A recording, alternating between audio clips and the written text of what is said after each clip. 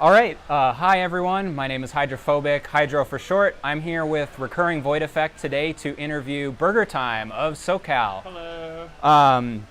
So we're going to get right into it. We're trying some new content, and I wanted to start off with an interview with a very well-known player. So today we're going to start off, I think a question you probably get a lot is, why Burgertime? Yeah, I do get that question a lot. It's not that interesting a story, but I used to play TF2 a lot back in the day. I went through a series of handles, actually. And my Steam name at one point was Burgertime, and like that's what I used for TF2. And eventually, like, I was using a couple different handles. Like, my first handle was The Big Breakfast, which was named after like a breakfast plate at this one restaurant we went to after a tournament. Nice. Yeah, and then I just started using Burger Time, and I just stuck with it. I mean, I do really like burgers. They're good. Yeah, and like I just think it sounds good, and like there's a lot of puns you can do with it. Absolutely. You know, like it's Burger Time. You know, I don't know. Yeah. Yeah. No, that's great. How did you get into fighting games in particular? I've been playing fighting games a long time, and I went through several stages, which I think is common with fighting game players. So I started playing Guilty Gear X, in high school with like my friends, but we were really bad. And like, I went to a couple tournaments in New York City because I grew up near there. That like old school, really good players like Marlon Pie and people were at, but like I was a total scrub.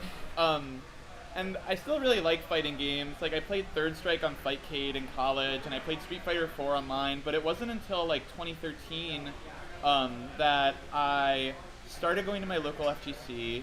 I wanted to learn Persona 4 Arena. I ended up getting into KOF 13 and Street Fighter 4. And that was when I really started, like, I'm going to learn how to play fighting games. Like, I never really was able to consistently do combos. Like, I could kind of consistently execute special moves. But it was really like late 2012 that I really started playing, and I don't know, like I didn't find it hard to stick with them.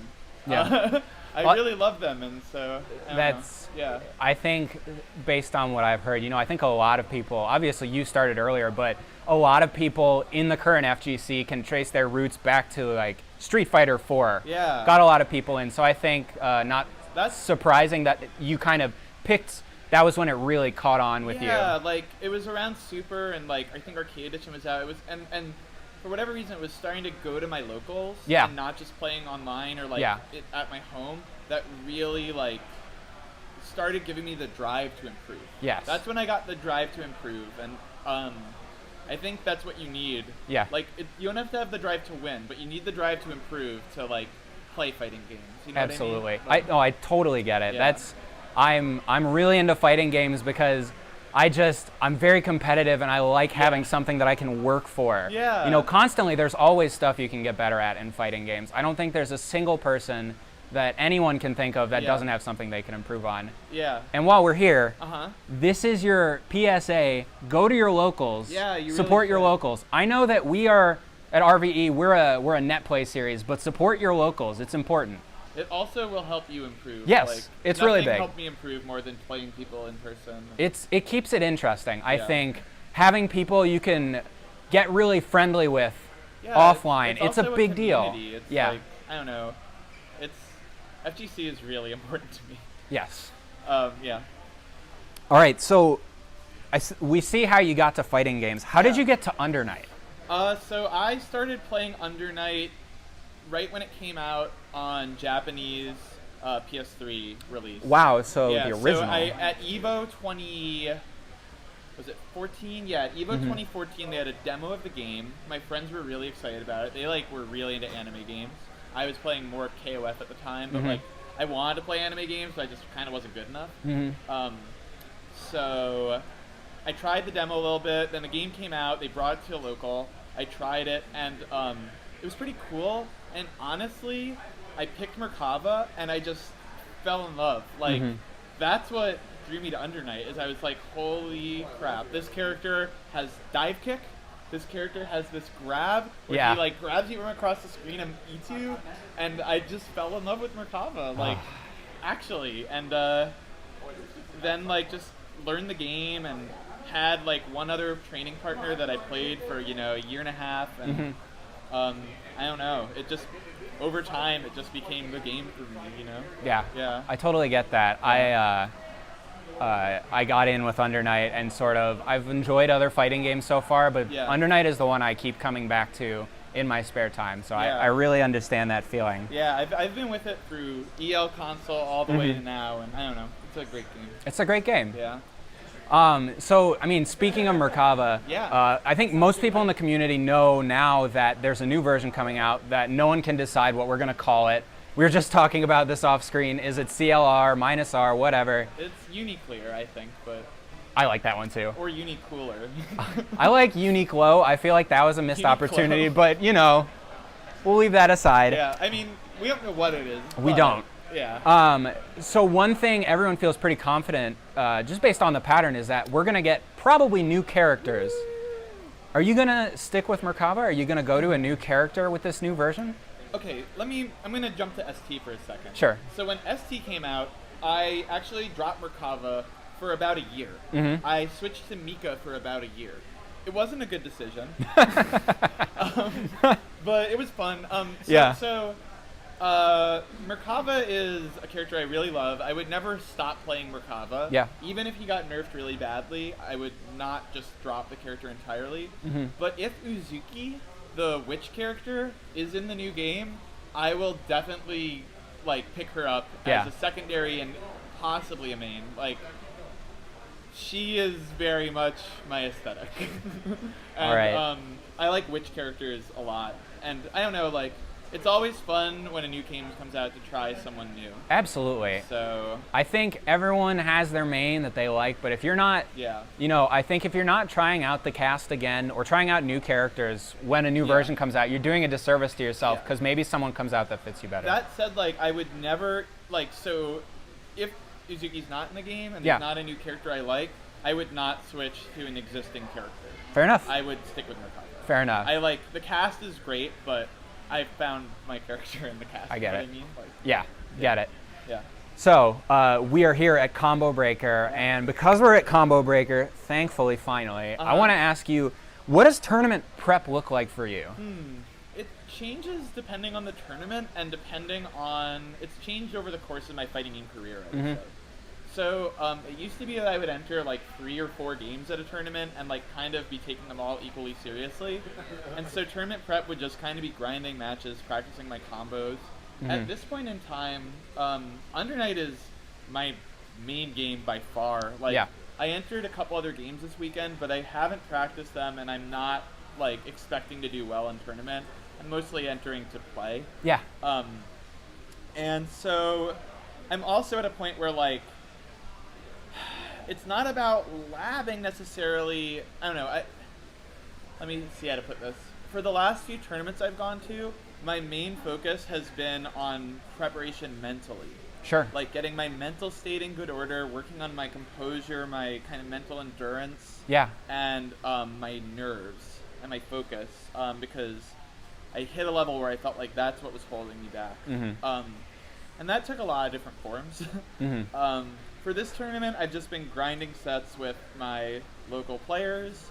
I've labbed a couple specific matchups I expect to run into on my tournament path, and just tried to kind of put myself in a good headspace. Yeah.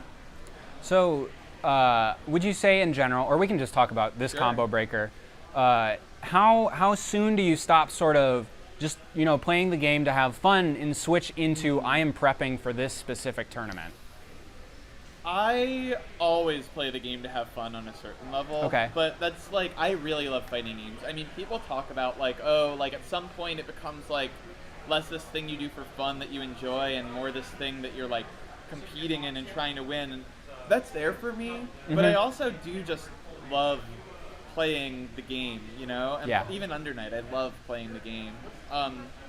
So I try to set up matches that I'm going to take seriously. Before this, we had this 1-10 ladder league finals at Wednesday Night Fights. That was a good chance to play some like competitive sets. There was some money on the Sure. line, but I never like say like, oh, I'm not gonna enjoy myself. Yeah. Like, you know, I don't know. Yeah. I have trouble like switching over to full competitive like that, I guess. Sure. But I think maybe that's a good thing in the end. Yeah. No, Yeah. I get it. Yeah. All right. Now we're here finally. The prep is done. I mean, I'm sure all of us are playing casuals. If Yeah. you're not playing casuals at a tournament, like, what is half of the reason that you're coming? Mostly just Merkava merchandise. Of course. Like, okay, of course. if you're out there, please make a Merkava Dakimakura. I will buy it. I am not joking. Yes. Yeah, I got this great Merkava plush. No, I mean, casuals is a big thing. Honestly, meeting new people and just hanging with old friends is huge. Yeah. Like, it's one of the great things about big majors like Combo Breaker is that I have all these friends. Like, I used to live in Pittsburgh. Yeah. So I have close roots with the FGC there.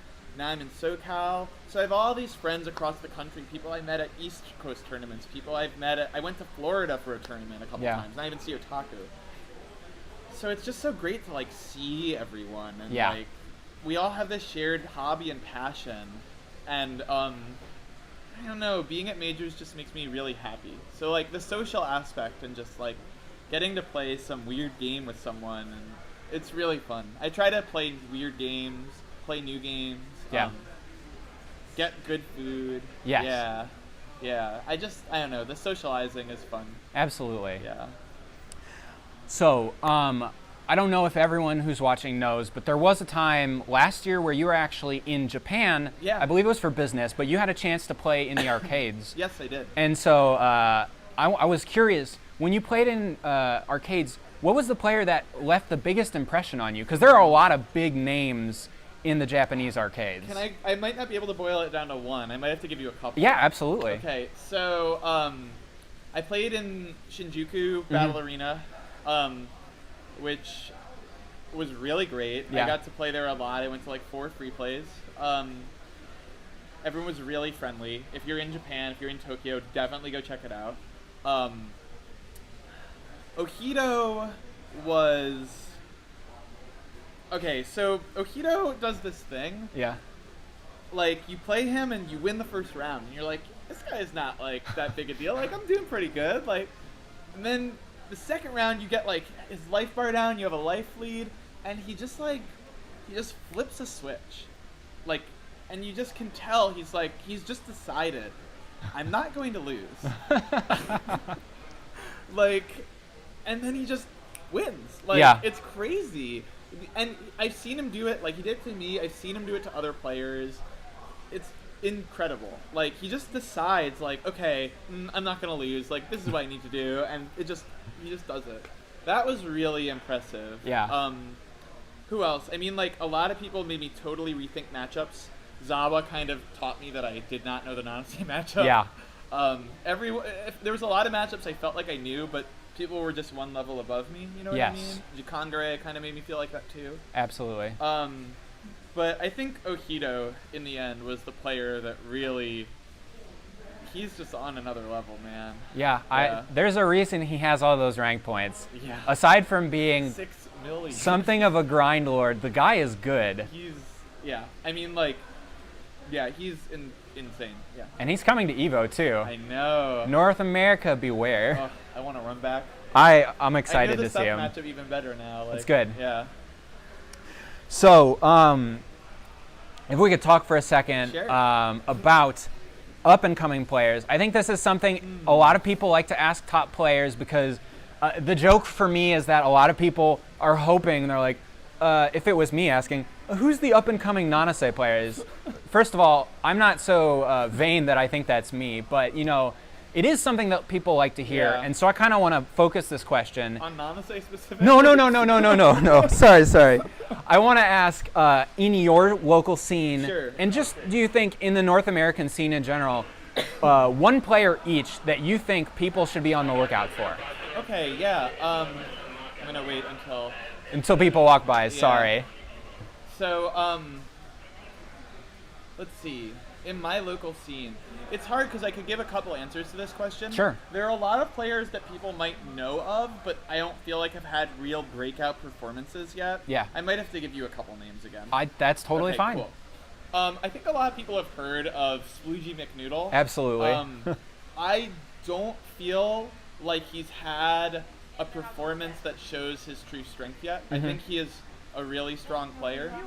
So I think he's someone to keep an eye on. I expect him to do very well. He's gonna hear this and get really anxious and be like, "Oh no, like I'm not that good. Oh, save me." I think Tausenforce, who's not at this tournament, he got top 8 at NCR. He has been improving so fast. I think a lot of people know he's strong, but like I also think he's going to have a breakout performance soon. Cool. Other players who are up and coming, there's this guy. His name is Johnny Salami. Okay. He plays Akatsuki. He rides his bike to locals in Southern California. That's like, it's really far. He is on the grind, you know what I mean? Yeah, he wants it. And, he is really getting a lot stronger. He's not at the level of the other two players I mentioned. Yes. But, like, he's like the young buck, he's going to come up. You see the effort. Yeah, in North America in general, is it too late to say Foxa 42? I'll be honest, I had him in mind when I wrote the question. I think that's a lot of people's answer, but it's not too late. Yeah, I don't think it's too late. It's not too late to say Foxa 42. It's got to be Foxa 42. Yeah, right? absolutely. I think. Yeah, I mean, like when I think about like kind of newer players on the scene who are rising, he's just the one that comes to mind, right? Yeah. There's a couple players that took a trip to Japan recently. Venus, is that how you pronounce his name? Vynis. He was doing pretty decently a year ago. I'd love to see how he's doing after his trip to Japan. But it's got to be Foxa, Yeah, I get it. Okay, so sort of my last question for you here. Yeah. I'm just curious, your personal opinion, what do you think is your best matchup? Ooh, like me, right? Not Merkava? Not Merkava, you, the player. My best matchup, that's tough. I want to say Batista. Okay. I don't think it's necessarily the matchup I'll win the most. Yeah. It's my favorite matchup to play. I find it very fun. Yeah. And it's the matchup I've played the most. I had a training partner in Uniel. His name was Ral. Shoutouts to Ral. Yeah. He lives in Japan now. Okay. For a long time, he and I were the only players in our scene. Okay. So we would just be playing first to death in EL. I feel like I know the matchup really well. Yeah. I think Merkava does well against Batista, and I in particular do pretty well against her. I think. All right. Doesn't mean I think I will beat every Batista. Yeah. But, yeah. I think I would call it my best matchup. All right. Yeah. Okay. I think that's gonna wrap us up here. Burgertime, it's been great to have your time. Thank But you. before It's been we great go, talking with you. is there anyone you want to shout out? Shout outs to the SoCal French bread scene. We got a Discord. Yeah. If you're in the area, come out to our locals, join our Discord. Yeah. You can hit me up on Twitter or I think Google like SoCal French bread. Shout outs to the Pittsburgh FGC, stay toxic. Shout outs to Ral.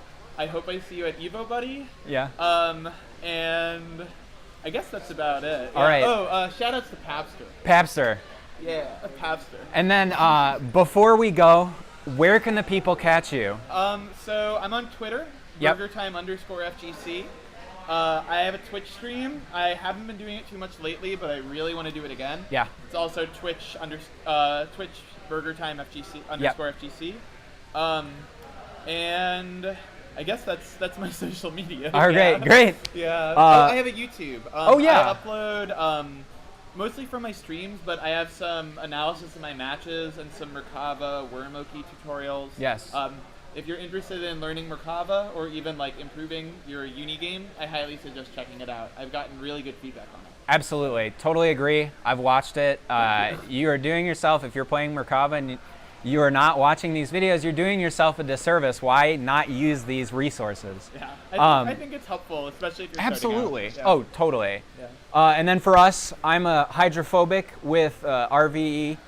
You can catch us on Twitter at RVE_uni. You can catch us almost every Friday at 8 p.m. Eastern, 5 p.m. Pacific.